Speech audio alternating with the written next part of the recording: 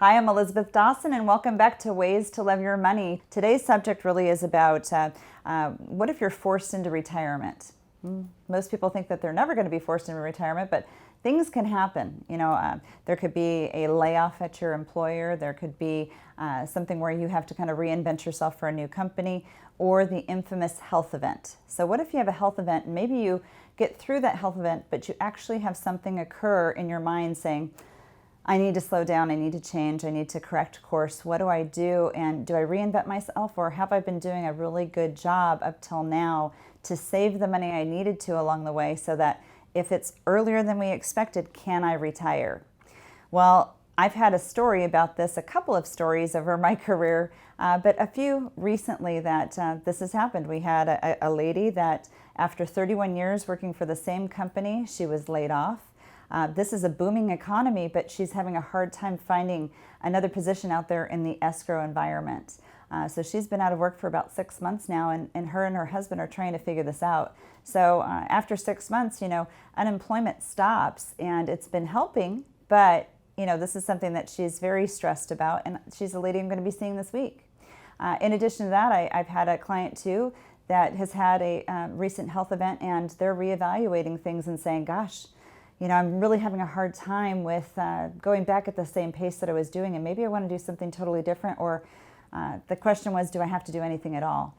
Sometimes we need a break from a health event, or maybe it's even somebody that lost a family member. We're in the holidays, and unfortunately, this is the time of year that people will pass, and we don't know why, and we don't know why it's harder during this time of year, but it's a tough time of year.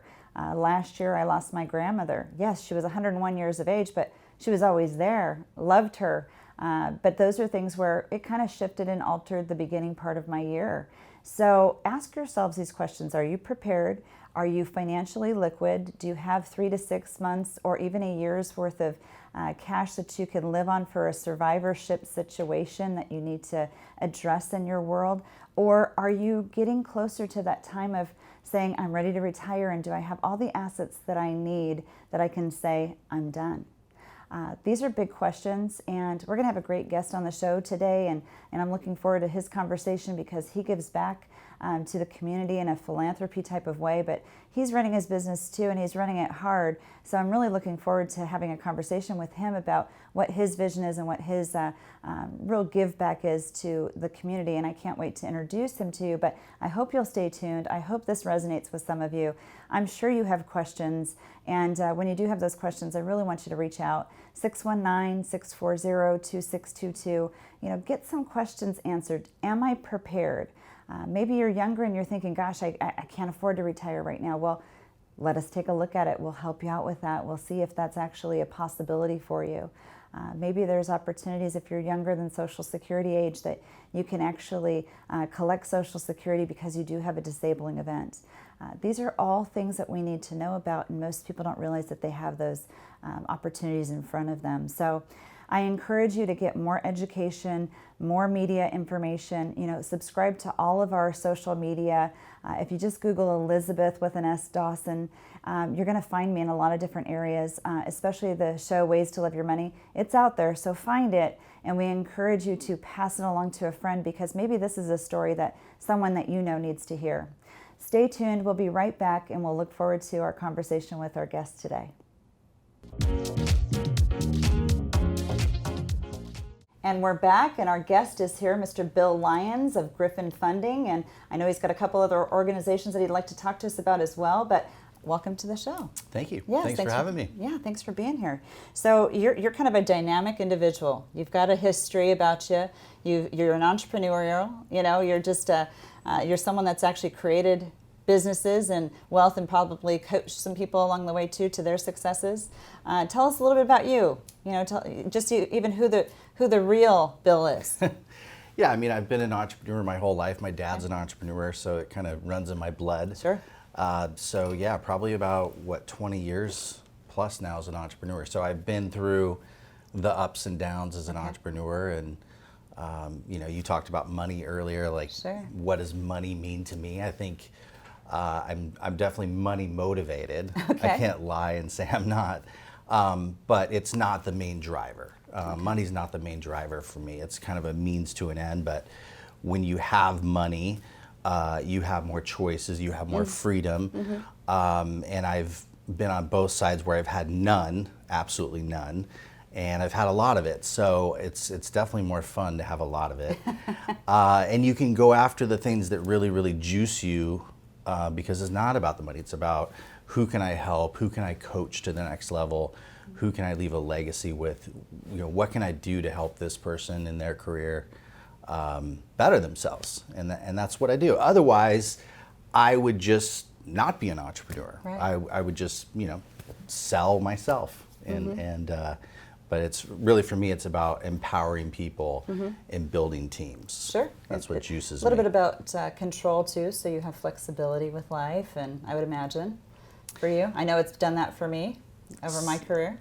Sometimes. I mean, I think that we all get caught up as entrepreneurs in being the operator, not the owner.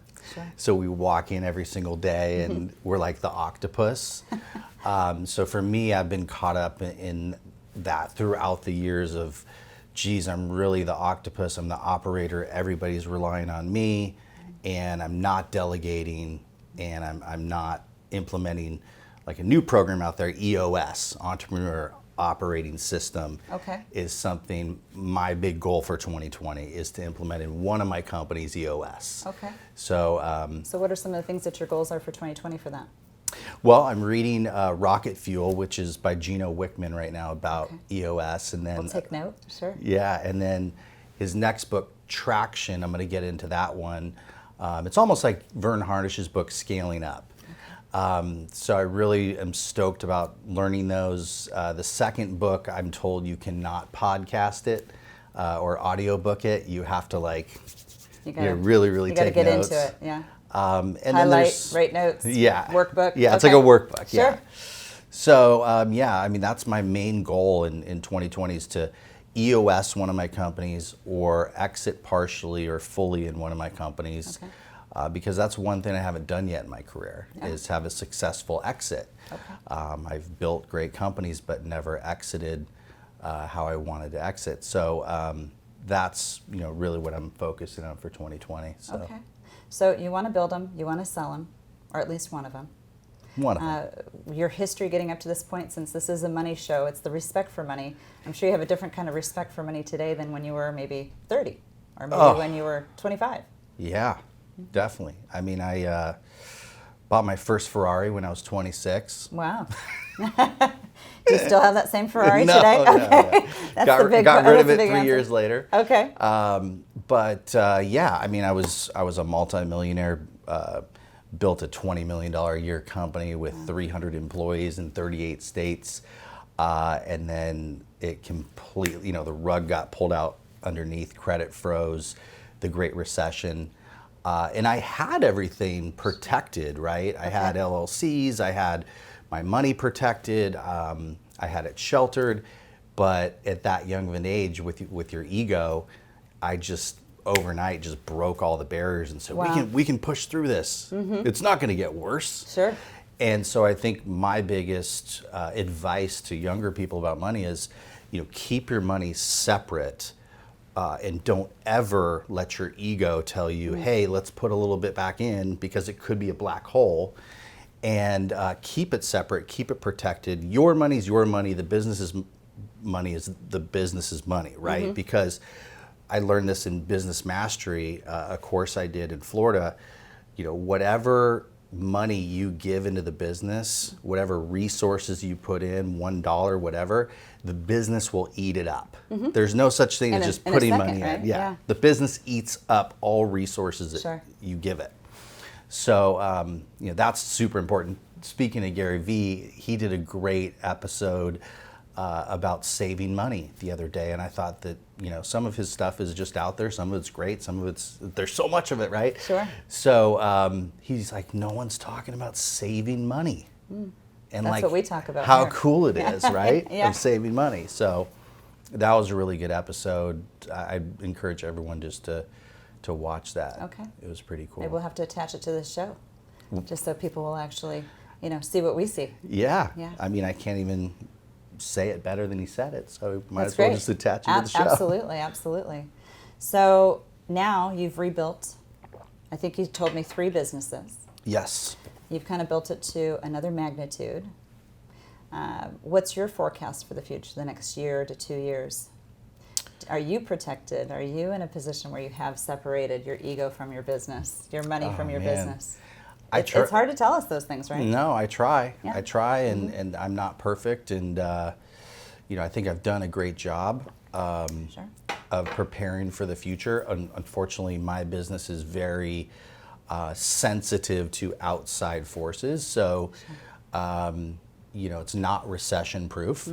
I think that to recession-proof your business, whether you're in a commodity-based business or not, like we both are, Sure. is number one what you are, which is a fiduciary, an advisor, a coach, because that's going to separate out the salespeople. Those Sure. people will be gone, Sure. right? As soon Sure. as it turns, you're the concierge, you're the person that's providing more value than anyone else, and you're the true advisor. One of the reasons I've been a survivor Yeah. all these years, especially a woman in a very male-dominant industry too, and successful. And your reputation, and that's the second, your reputation, your brand, right? So you could hold up a Louis Vuitton purse and whatever other purse next to each other, and they're the same material. They cost the same amount to make, probably both made in China.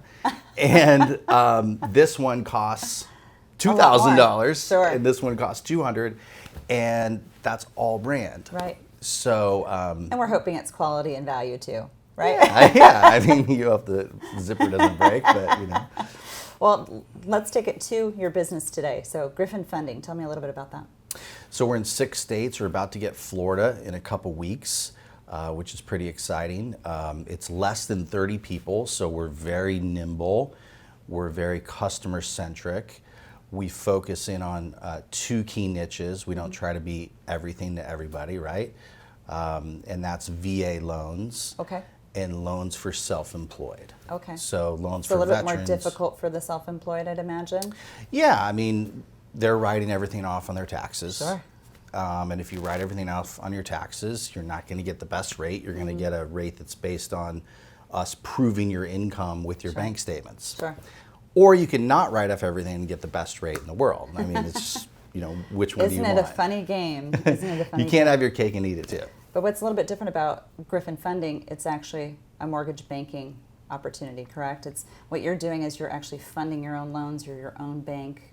I imagine you probably sell them off at one point, but maybe tell the consumer that's listening, because they might not understand that. They might be going to their bank that they do business with to get that loan, and obviously the bank is there, but that bank might sell it off too. So Sure. What makes you unique and different than let's say, just a consumer going to their credit union? Yeah, I think the main thing is that we're both. Okay. We're a mortgage banker and a mortgage broker. Okay. And so technically in my industry, I can't really call myself legally a fiduciary like you can. Sure. But that gives our salespeople, our loan officers, our loan advisors, coaches, right, the best way to go after the consumer with the best deal is by being both, offering more options. That gives us the way to get those 5-star reviews, because we bleed 5-star reviews in our culture. That's what it's all about. Sure. And the only way for us to do that is provide more options and be a broker, be a banker, what is best for you. And so that really sets us apart, to have the strength of being able to bank a loan and bank it quickly, get the deal done, underwrite it, or say, hey, you're better off going to this lender. We'll shop it for you to 50 different lenders across the country. That's great. Or hedge funds or private equity firms or whatever the case may be. And it always gives the best deal for them. And that's what's important. How did you find that niche? When I started, I was in mortgages before the crash, and I promised myself I'd never get back into mortgages. And in 2012, I got back into mortgages. 2013, I started Griffin Funding. And I said, if I'm going to do this, I'm going to do it in a boutique way, in a unique way that goes after a couple different niches. And we're going to be experts in those 2 things. and we're going to brand ourselves around that expertise for those two things. We're going to provide the best service ever, and that's how we're going to do it. That's how we're going to be successful. So, 2017, 2018 in the housing industry was almost as bad as 2007 and 8. Sure. And we were able to navigate through that no problem because we were so nimble, right, and we could adapt to the change. And you're so interest rate sensitive. Oh, yeah, yes, big time. That's where your competition comes in, I imagine, but everybody's trying to tell the same story. And then you got to differentiate. Yeah. Through What's being your an point of advisor. difference, for sure. Yeah.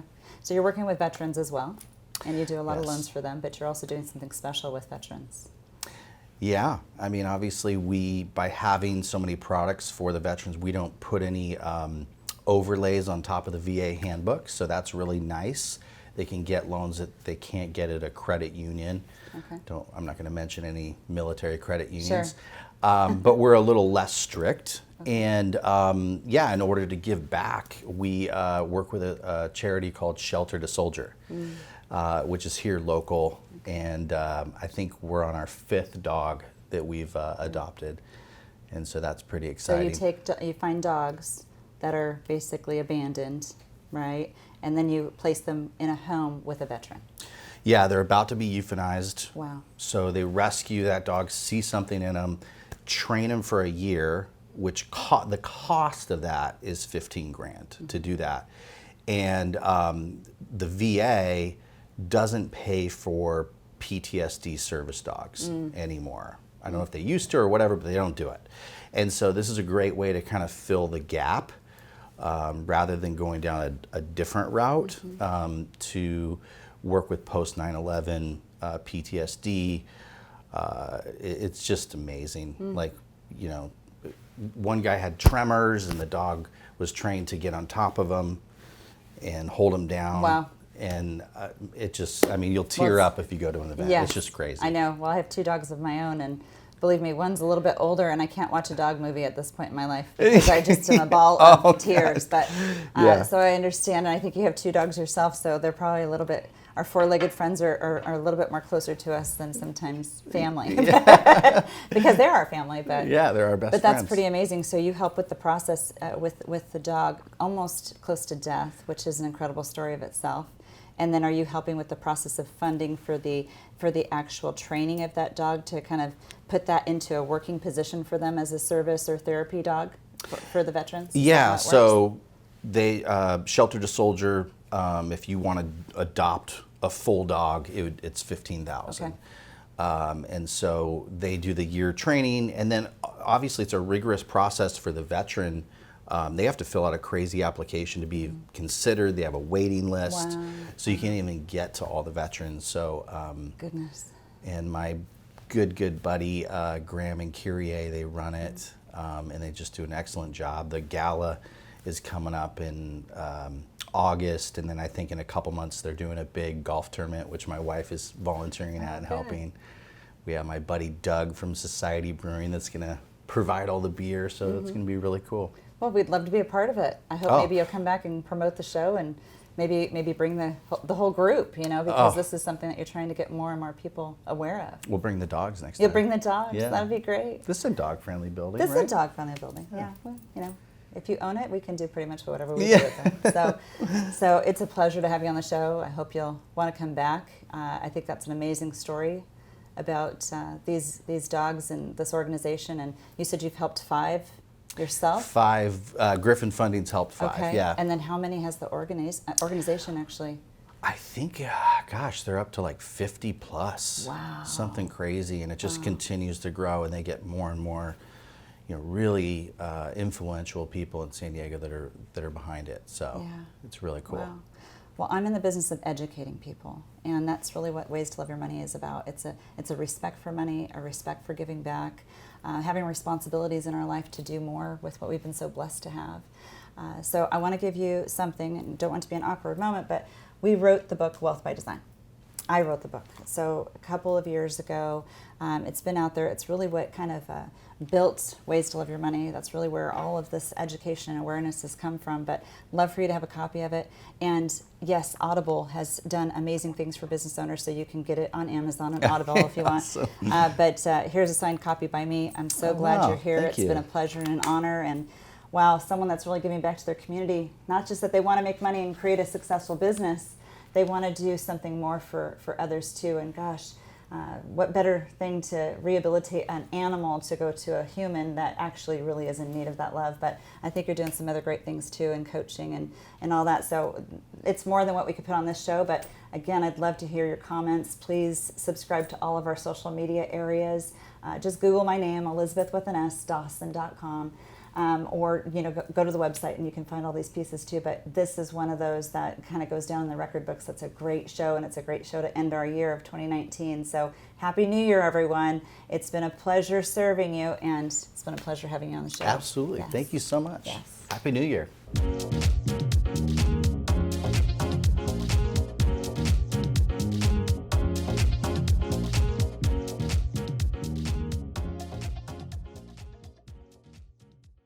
The information provided in this show is for informational and educational purposes only. This show is not investment advice, nor is it intended to address the financial needs of any particular viewer. The opinions expressed on this show are not intended to be an endorsement of any particular investment strategy or service of any other kind. You must make an independent decision regarding investments or strategies mentioned throughout the show. Before acting on information in this show, you should consider whether it is suitable for your particular situation and strongly consider seeking advice from a financial advisor.